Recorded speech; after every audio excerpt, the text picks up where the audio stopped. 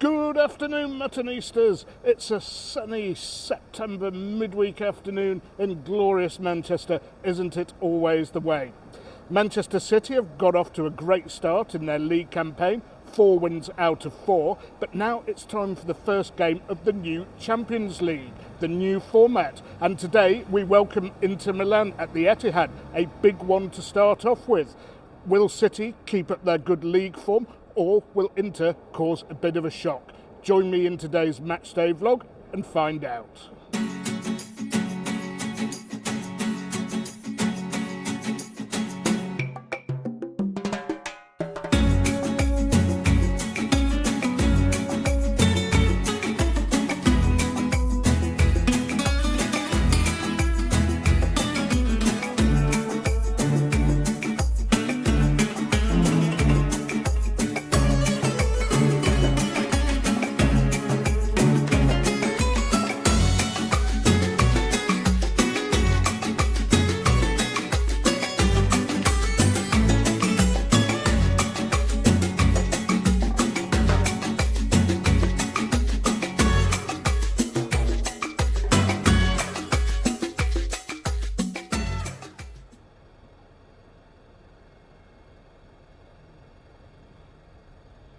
So, after the rather rushed pre-match segment against Brentford, I've arrived in plenty of time for the match today, and I've been kindly invited to Calcio, a bar that I've never been to before. I know Calcio in Italian means football, so I'm guessing that this bar has a strong football theme. It certainly appears to, from what I've read on the website.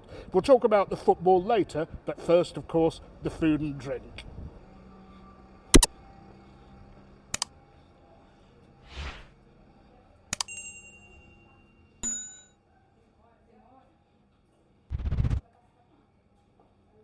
Well, Muttonistas, that is a very good look indeed.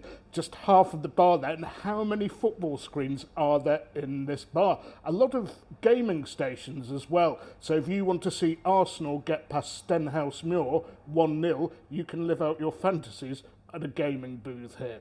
Anyway, we're not here to game, we're here to talk about the match, but to try some food and beer first. And there's quite a wide range here, so I'm going to take a few seconds to decide what my first pint of the day will be.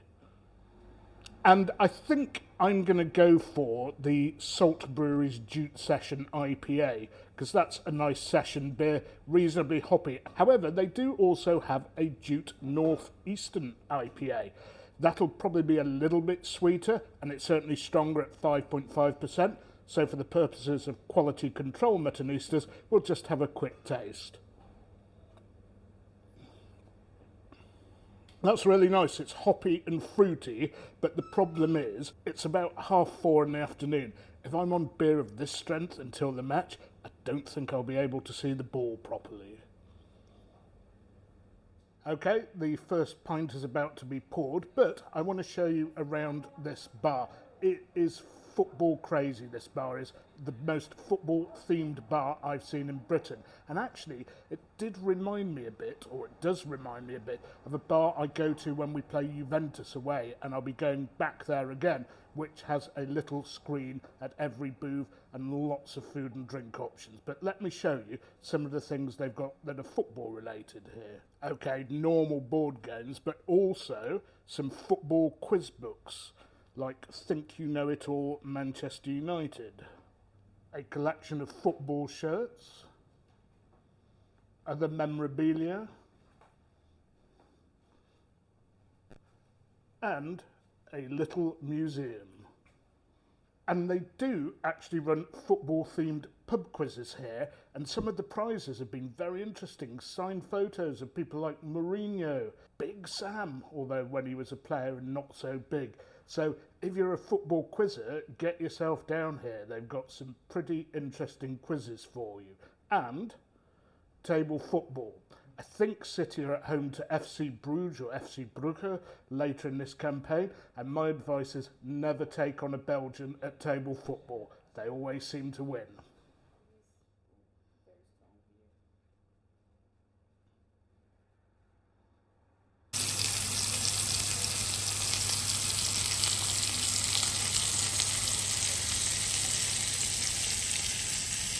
Okay, Caroline, the proprietor, who's from Brazil, is here, and she is going to take us through the cut of meat and the condiments. So fire away, Caroline. Here we have a lovely ribeye, dry aged by our local butcher, or house salad, which has Brazilian hearts of palm. It's the core of the palm tree. We cook it for hours, and then we preserve it in brine. Lovely French fries, and the condiments. You're going to have a biquinho pepper here, the biquinho peppercorn, nice and fruity. It's not actually hot spiced. It's more like aromatic. Here we have the cumari chili pepper, very traditional Brazilian chili pepper, nice and hot, very fragrant as well. This is a little condiment we have for the salad, made with honey and mustard, and our house peppercorn sauce. Okay, Muttonistas, looking forward to this. And it goes without saying, after a quick slurp, I'm going to try that hot chili pepper. Okay, here we go. I guess this one isn't for children. Oh no, it certainly isn't. Wow, that is hot, the way I like it. But, Muttonistas, if you're not into your spice, be wary of those. Next, the salad with, I think it's hearts of palm. A bit with the dressing on, although there was something on the salad that was a little bit piquant, shall we say, which I quite liked. So, not clear you actually need the dressing here. Okay, the honey and mustard's nice, but I actually quite like that salad without the dressing. And of course, from salad, we go to the Glasgow salad, and we'll give that a little dunk in the peppercorn sauce. Very crispy, very nicely done. But the most important thing is the meat, and I have to say, it does look good. I asked for it rare, got it rare, and even though it's been on the hot plate for a while, it's still pretty rare, and that fat has rendered beautifully. And of course, Muttonistas, the meat has been well seasoned with salt. I cannot stress how important it is to cook with salt and then add a little bit at the end. Very, very important. Really does bring those meaty flavours out. And what a great pre-match meal this is. I'm going to have another quick slurp, get on with this, and I'll be back with you once I've polished all this off. And I promise you, it will be polished off.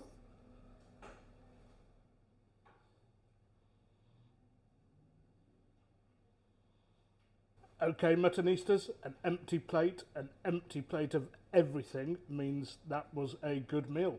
And apparently the kitchen shuts at 9 usually, so if you want to come here, watch a match and order a meal at half time, I think that's a very good choice. I do like being able to watch the football with food.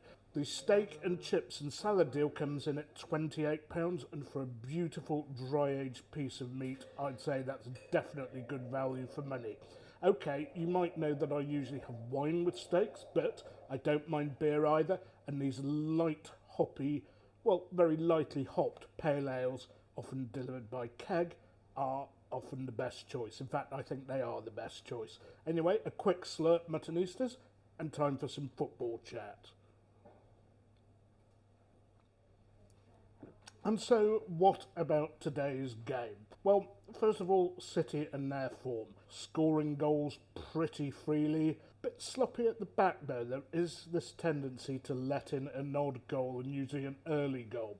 And I believe Inter have been scoring regularly and freely, particularly at home, but they've also been conceding early as well away from home. Now, I expect Rodri to start today, so I expect our midfield will be Rodri, De Bruyne, and probably Savinho and Grealish, although that is not certain. He might put Bernardo in, so we retain possession better. Haaland up front, and I think at the back Gvardiol will start because the two right-back formation with Lewis and Walker didn't work at all against Brentford. I'm not sure who's going to play in the middle at the back. I think Dearson Stones maybe, although he might play Akanji. I think both sides are good going forward, and Inter, who, if you remember, fluffed chances to equalise in the Champions League final in 2023, their attack has improved a bit since then. So I'm expecting goals from both sides, My prediction, which of course is just a prediction and is often wrong, is 3-2 for City. We don't usually lose at home, and I know Inter have won 4 different times against different opponents in England, but I think this will be a bit too much for them to chew. Anyway, Muttonistas, I'll see you when the team news comes out at a different location, taking a different refreshment.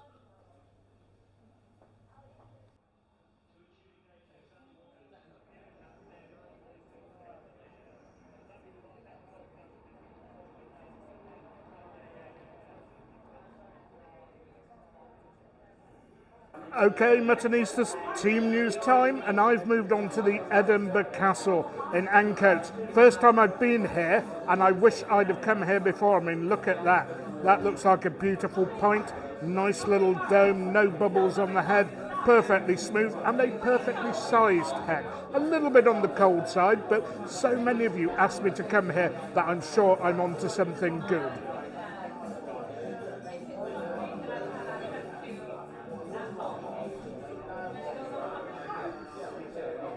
That is good, that is good. Not quite the best I've had in Manchester, but it is a creamer for sure. I think I'll be coming back here again, and as I said, I think I've made an error not coming here on previous occasions. Anyway, on to the team news. And as I predicted, folks, Edison obviously in goal, but Guardiola plays, we need that back four having more balance against a tricky opponent. Not that Brentford were bad at all, they gave us a bit of a workout, they played well. And Rico Lewis plays at right back. A lot of people thought Walker didn't have a great game on Saturday, or maybe that was the plan all along. Akanji and Diaz are the centre halves. Now, I'm slightly surprised. I would have thought we wanted Johnny Stones as ball playing. Maybe he's not up to speed yet, and he was a bit sloppy concerning the Brentford goal on Saturday. Obviously, Rodri starts for the first time this season, just a single holding midfielder, but of course Kovacic is on the bench, as is Stones. We have, in the wide positions, Savio, and, of course, Jack Grealish. Preferred to Doku because he keeps the ball better. We have Bernardo Silva as well, not sure exactly where he's going to play, and Kevin De Bruyne, and, of course, Erling Haaland. As for Inter, I can't be sure, but I would suspect a classic 3-5-2 Italian lineup with wing-backs and Thuram and Taremi up front. Marcus Thuram, I am aware of, possibly a bit better than Lukaku, who missed all those chances in the Champions League final. And in goal, Jan Sommer. If you remember, he kept goal for Bayern when we beat them 3-0 in our Champions League winning season. Well, reasons to be reasonably confident. Of course, you can't tell what's going to happen. Anyway, we are the better team. We just have to play like the better team. So come on, City, and I'll see you at the stage. Okay, Muttonistas, I said I was going to the stadium, but the Edinburgh Castle kindly offered to give me one of their house specialities. You've got it, one of Manchester's contributions to global cuisine, the chip butty. A barm cake filled with chips. I don't know if there's any sauce in there, it looks like it, but most importantly, the chips are fried in beef fat or beef dripping, which makes for a very good chip. And I have to say, not many food items combine well with Guinness, but I think this will. And just look at the size of that. To get this into my mouth with my hands, there's going to be some feat, but we'll give it a go.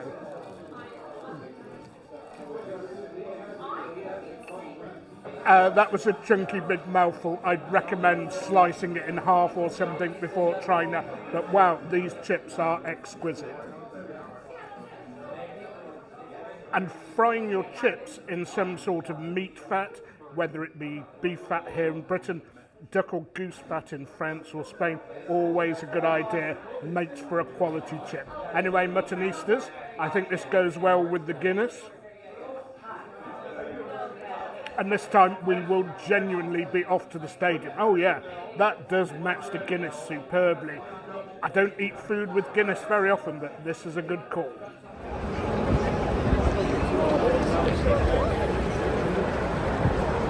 And as you know, Muttonistas, I don't cover the Champions League anthem. It's an evil anthem, so what else but to have a quick half whilst that evil anthem's played.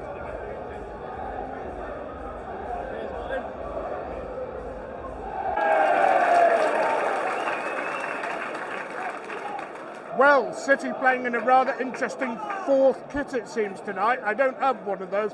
Don't think I'm going to go that far and buy one now. Probably 2 or 3 appearances this season in there.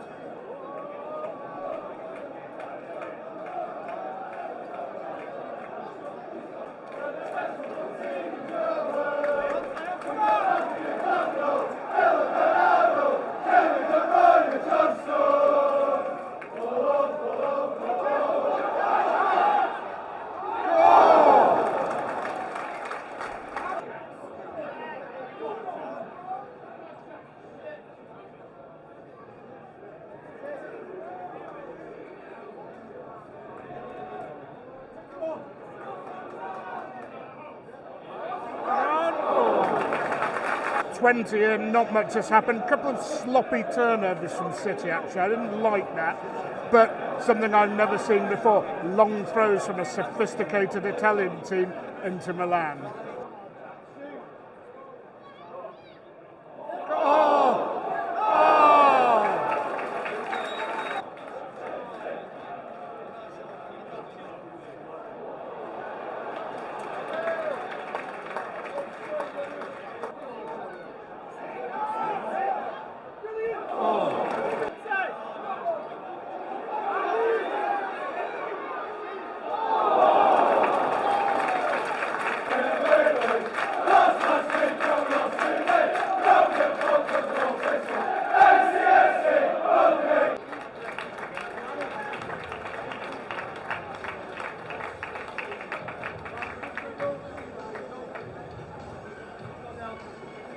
Okay, Matanistas, not exactly the thriller in Manila, that one. City 0, Inter 0. Not a lot happened, so I'm going to keep this brief.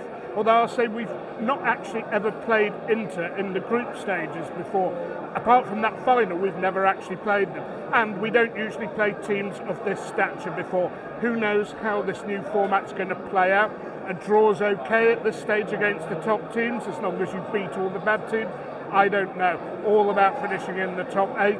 And yes, City did give the ball away a few times. Thankfully, Inter weren't able to do much with it, even though they got forward. They're pressing quite high as well, so a long ball could work. And I also think maybe Ilkay Gundogan could play a part in this. He could make some of those late runs of his. Inter gave the ball away a bit as well, which led to our best chances, but that shot that tamely sailed past the post from Haaland, the best chance.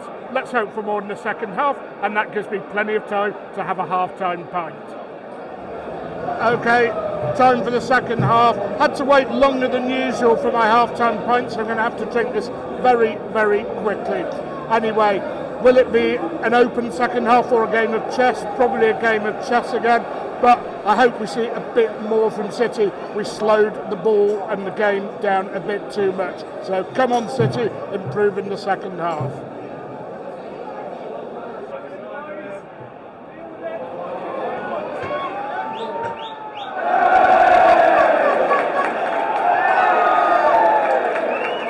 Inter, of course, are defending well. I mean, defending well as huffing and puffing with most of the ball, and then nicking one on the break and winning 1-0 wouldn't be the most absurd thing I've ever seen from here.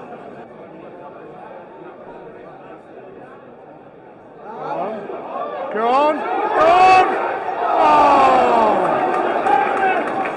15 to go. Inter clearly playing for a 0-0 now. Don't blame them. City have got better, but still that cutting edge is missing. Too many shots that have not been fired off quickly enough.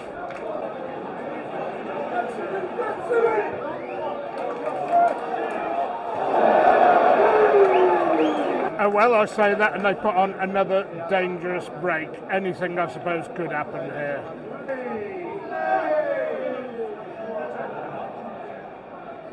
Go on. Go on. You hit it! Oh!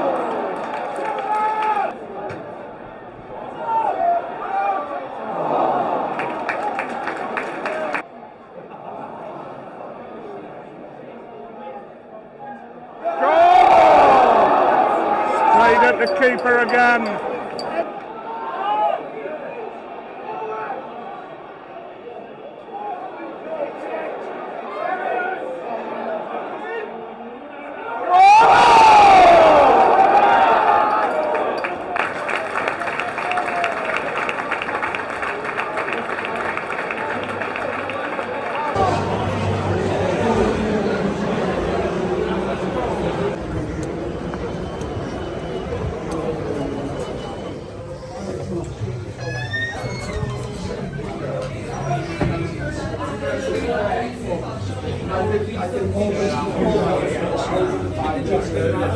Well, Muttonistas wasn't that exciting, a 0-0 draw against Inter, and I'm looking forward more to trying the eternal keg pale ale than I am actually describing the match. Now, they often have it on cask here, which I really like, but I thought I'd give it a try on keg.